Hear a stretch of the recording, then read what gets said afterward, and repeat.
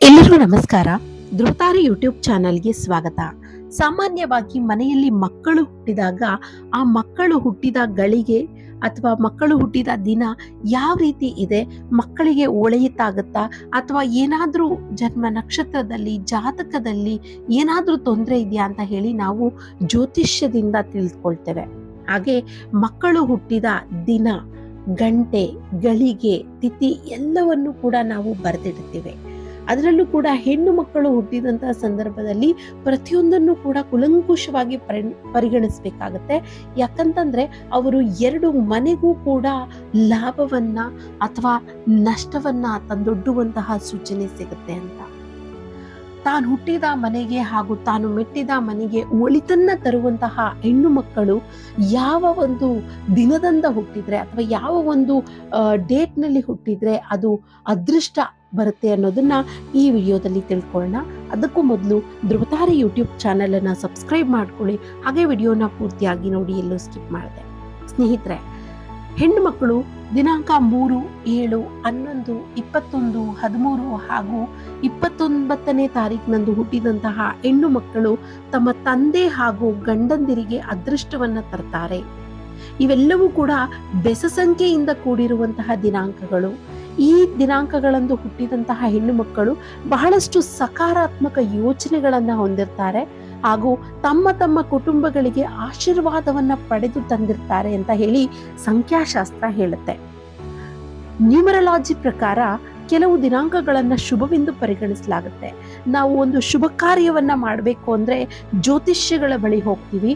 ಯಾವ ದಿನ, ಯಾವ ತಿಥಿ, ಯಾವ ಸಮಯ ಬಹಳ ಸೂಕ್ತವಾಗಿರುತ್ತೆ, ಆ ಸಮಯದಿಂದ ನಾವು ಒಂದು ಒಳ್ಳೆಯ ಕಾರ್ಯಗಳನ್ನ ಮಾಡ್ತೀವಿ.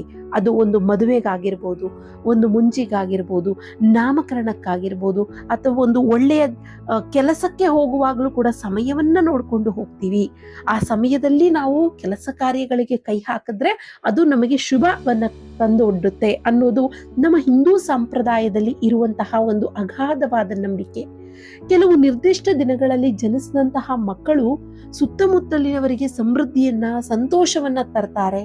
ಕೆಲವೊಂದು ರಾಶಿನಲ್ಲಿ ಹುಟ್ಟಿದಂತಹ ಮಕ್ಕಳು ಆ ಕುಟುಂಬಕ್ಕೆ ನಷ್ಟವನ್ನ, ತಂದೆ ತಾಯಿಗಳಿಗೆ ನೋವನ್ನ ತಂದೊಡ್ಡುತ್ತಾರೆ ಅನ್ನೋದು ನಮ್ಮಲ್ಲಿರುವಂತಹ ನಂಬಿಕೆಗಳು. ಹಾಗೆ ಎಲ್ಲಾ ದಿನ ಕೂಡ ಶುಭ ದಿನ ಆಗಿರೋಲ್ಲ. ಹಾಗಾದ್ರೆ ಅಶುಭ ದಿನದಲ್ಲಿ ಅಥವಾ ಯಾವುದೋ ಒಂದು ಯಮಗಂಡಗಾಲದಲ್ಲೋ ಅಥವಾ ಯಾವುದೋ ಒಂದು ಅಮಾವಾಸ್ಯೆ ಸಂದರ್ಭದಲ್ಲಿ ಮಗು ಹುಟ್ಟುಬಿಟ್ರೆ ಆ ಮಗುವನ್ನೇನು ನಾವು ಬಿಟ್ಟು ಬಿಡೋದಿಲ್ಲ, ಅವುಗಳನ್ನು ಕೂಡ ಸಾಕ್ತೀವಿ. ಆದ್ರೆ ಆ ಸಮಯವನ್ನ ನಾವು ಆ ಸಮಯಕ್ಕೆ ಅಥವಾ ಏನು ತೊಂದರೆಗೆ ಏನು ಪರಿಹಾರವನ್ನ ಮಾಡಬೇಕು ಅಂತ ಜ್ಯೋತಿಷಿಗಳು ಸೂಚಿಸ್ತಾರೋ ಅದನ್ನ ತಕ್ಕದಾಗಿ ಮಾಡಿಸಿ ಹಾಗೆ ಅದನ್ನ ನಾವು ಸೂಕ್ತವಾಗಿ ಅವುಗಳನ್ನ ನಡೆಸ್ಕೊಂಡು ಹೋಗ್ತೇವೆ. ಹಾಗೆ ಹೆಣ್ಣು ಮಕ್ಕಳು ಕೆಲವು ವಿಶೇಷ ಗುಣಲಕ್ಷಣಗಳನ್ನ ಹೊಂದಿರ್ತಾರೆ ಈ ನಾನು ಹೇಳಿದಂತಹ ದಿನಾಂಕಗಳಲ್ಲಿ ಹುಟ್ಟಿದಂತಹ ಮಕ್ಕಳು. ಆದರೆ ಈಗ ಈ ಅದೃಷ್ಟದ ದಿನಾಂಕಗಳ ಬಗ್ಗೆ ನಾವು ತಿಳಿದುಕೊಳ್ಳೋಣ. ಬೆಸ ಸಂಖ್ಯೆಯಿಂದನೇ ಕೂಡಿರುವಂತಹ ದಿನಾಂಕಗಳು ಯಾವ ರೀತಿ ಶುಭ ಸೂಚಕಗಳು ಅಂತ ಹೇಳಿ. ಸಂಖ್ಯಾಶಾಸ್ತ್ರಕ್ಕೆ ಹೆಚ್ಚಿನ ಪ್ರಾಮುಖ್ಯತೆ ಇದೆ ಅನ್ನೋದು ನಮಗೆ ಗೊತ್ತಿದೆ.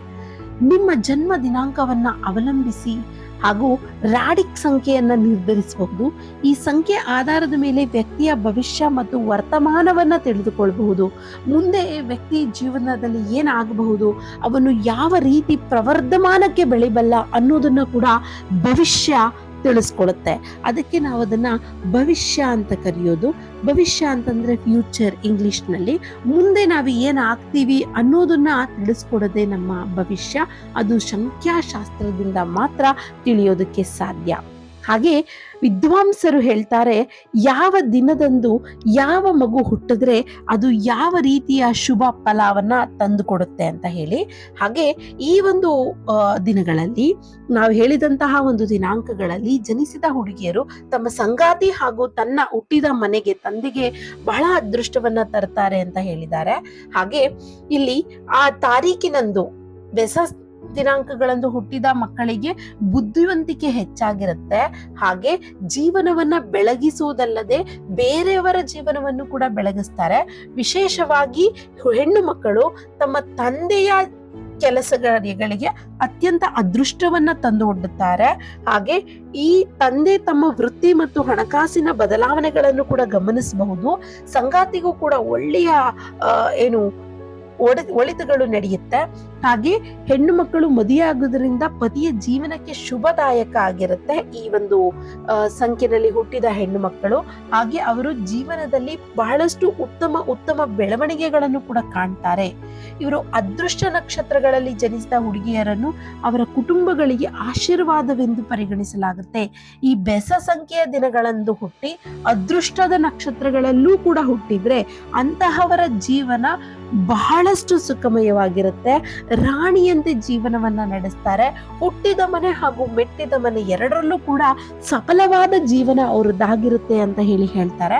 ಹಾಗೆ ಕುಟುಂಬದವರು ಕೂಡ ದುರದೃಷ್ಟದಿಂದ ಇದ್ರೂ ಕೂಡ ಅವರನ್ನ ರಕ್ಷಿಸೋದಕ್ಕೆ ಈ ಒಂದು ನಕ್ಷತ್ರದಲ್ಲಿ ಹಾಗೆ ಈ ಒಂದು ಡೇಟ್ ನಲ್ಲಿ ಜನಿಸಿದಂತ ಹೆಣ್ಣು ಮಕ್ಕಳಿಂದ ಸಾಧ್ಯ ಅಂತಲೂ ಕೂಡ ಹೇಳಬಹುದು. ಹಾಗೆ ಈ ಒಂದು ವಿಡಿಯೋ ಬಹಳಷ್ಟು ಜನರಿಗೆ ಉಪಯೋಗ ಹಾಗಂತ ಬೇರೆ ಡೇಟ್ ನಲ್ಲಿ ಜನಿಸಿದ ಮಕ್ಕಳು ಅಥವಾ ನಕ್ಷತ್ರದಲ್ಲಿ ಜನಿಸಿದ ಮಕ್ಕಳು ಕೆಡುಕು ಅಂತ ನಾವು ಹೇಳ್ತಿಲ್ಲ.